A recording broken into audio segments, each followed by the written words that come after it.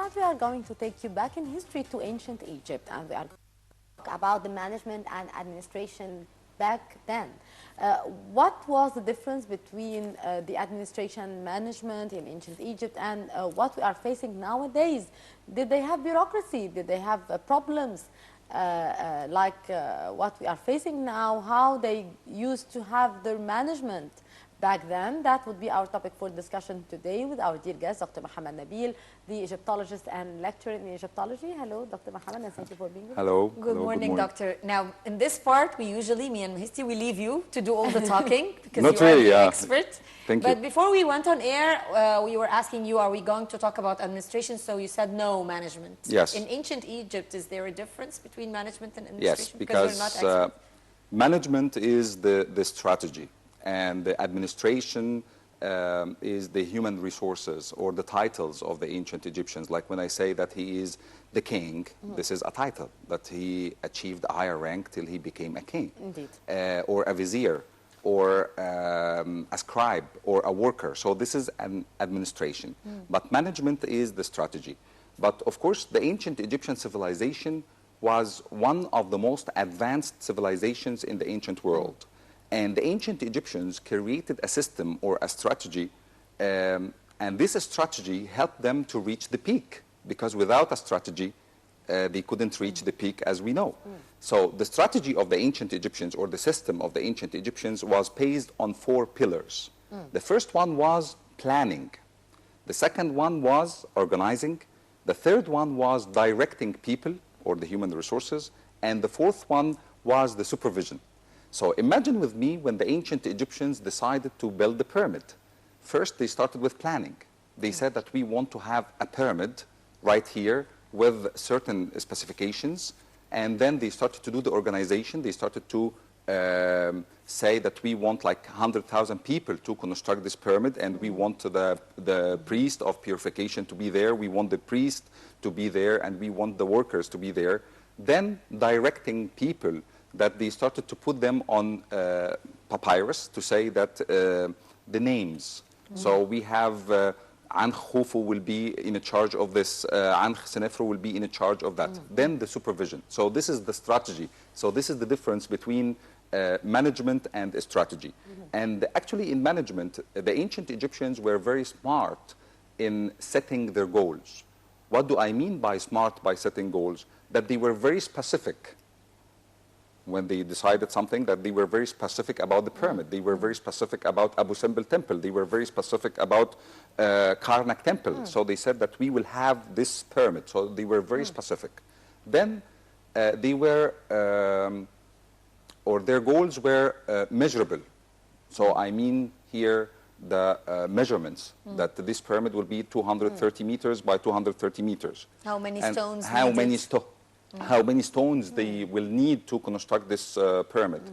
And also, their goals were achievable. So we don't know. If we need stones, how are we going to get Exactly. it? So we will go to the Eastern Desert to bring these stones. And they didn't decide that we will build a pyramid of diamonds.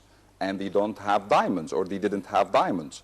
So management in ancient Egypt was that they made the best use of their resources. And resources of the ancient Egyptians were divided into 2 main parts, or 2 kinds: natural resources and human resources. And the ancient Egyptians were very smart to make the best use of both of them. That's why when we say that Egypt is the gift of the Nile, we say no. We say that Egypt is the gift of the Nile and the ancient Egyptians, because without the human resources of the ancient Egyptians, without the ancient Egyptian man, we couldn't have the civilization.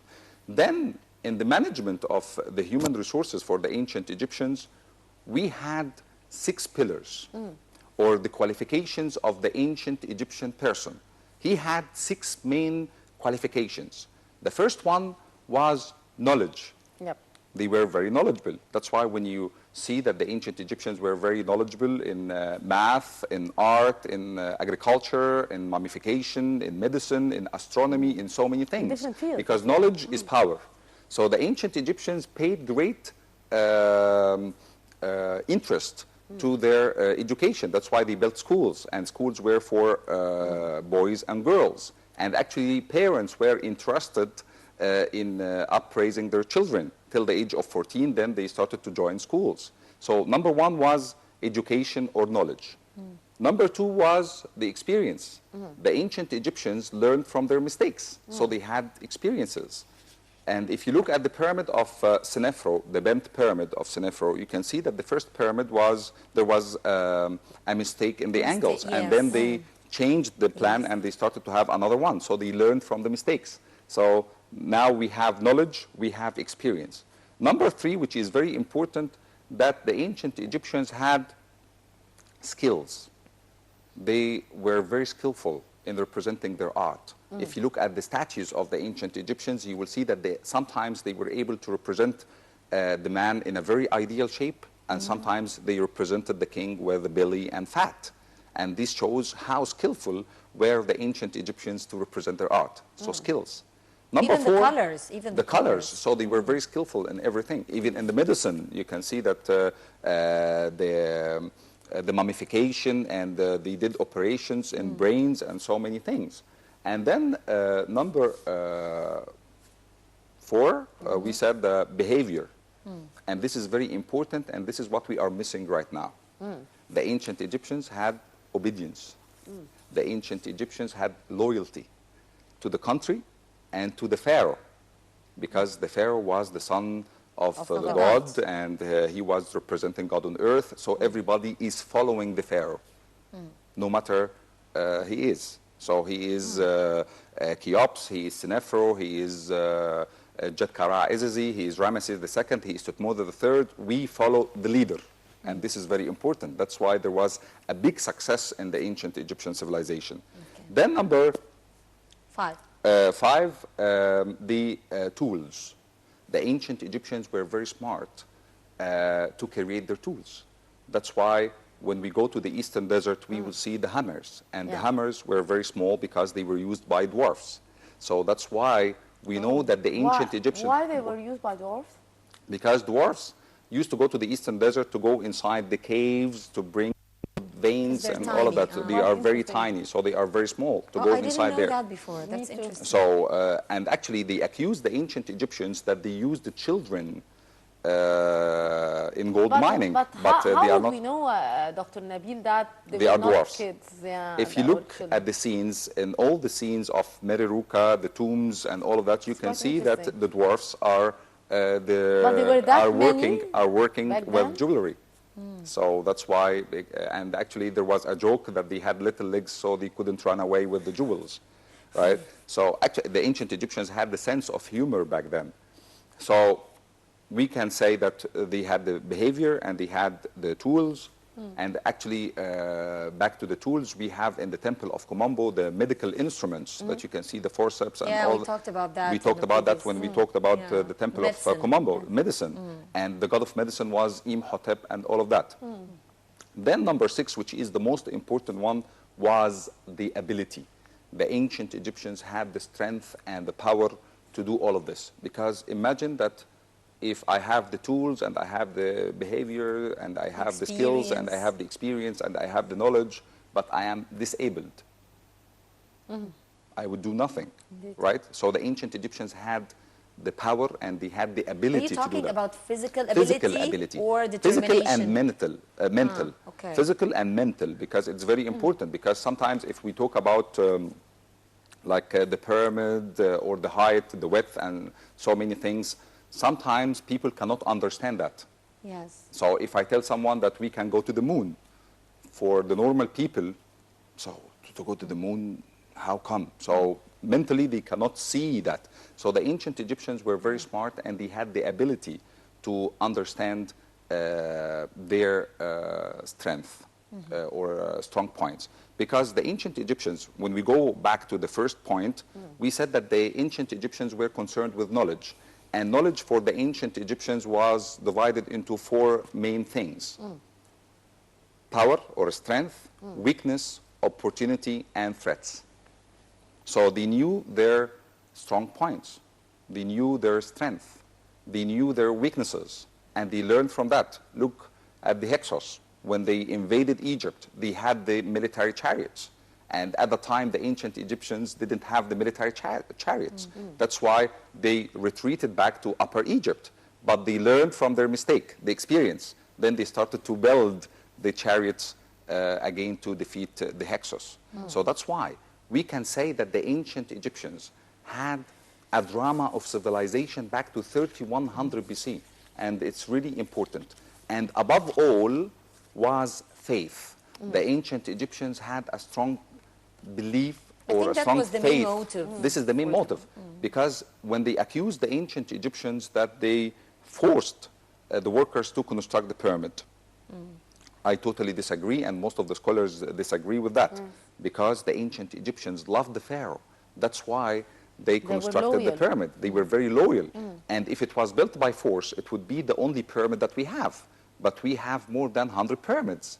And it's very difficult for any management or any pharaoh to force his people all the time. What was the population of the Egyptians at the time? So I guess the religious aspect played a very important role if we're talking about management in ancient Egypt. Faith. Faith was part of the management. What's the difference between faith and religion? Faith, I believe that it's not just a religion. They believe. They believe in someone. They believe in the pharaoh. Yes. Religion is we believe in Amun-Ra, we believe in Ra, we believe in the God. But how do you see the link here? They are connected. And actually the pharaohs were very smart to rule the Egyptians with that. Were there the real tools that the pharaohs did use to build their civilization? Faith and motives. And actually the ancient Egyptians were paid because they were paid in kind.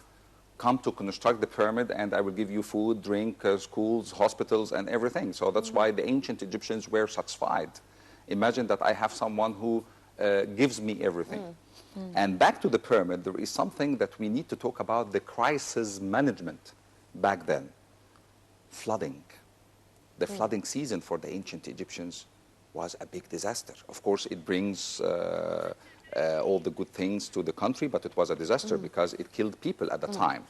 And the ancient Egyptians turned the crisis into an opportunity by taking the workers and the farmers of Egypt from the Nile to the Giza Plateau to construct the pyramid during the inundation season. And afterwards, they went down to cultivate their lands.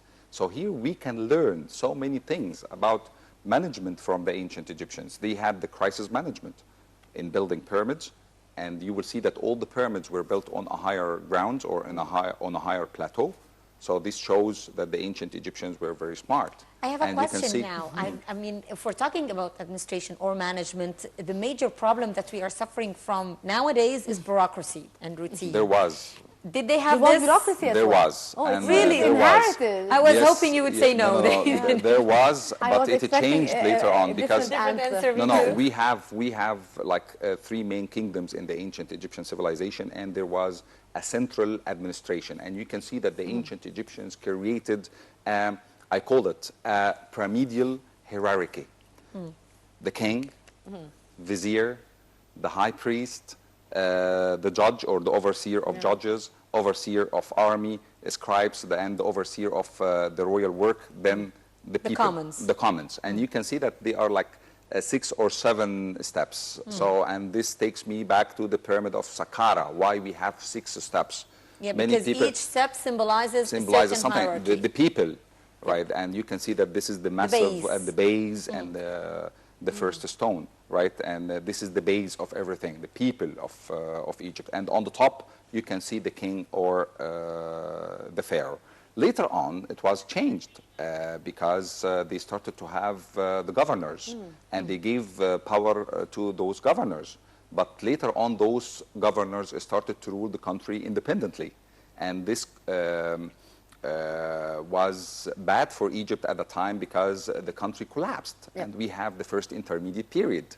And later on, when Mentuhotep Ra came, he wanted to take all the power in his hand. So it happened in Egypt, but there was bureaucracy in Egypt at the time. But of course, in some cases, the governors of those nomes, because Egypt was divided into 42 nomes in Upper Egypt and Lower Egypt, sometimes they had certain powers. And sometimes those governors were relatives to the king because they wanted Oh my loyal God, people. it dates back to the pharaohs. Yeah. So actually, we follow the pharaohs. We follow suit. Because actually, and I wish that we can follow the pharaohs, and the pharaohs actually reached the peak. And the reason behind this collapse that they reached the peak.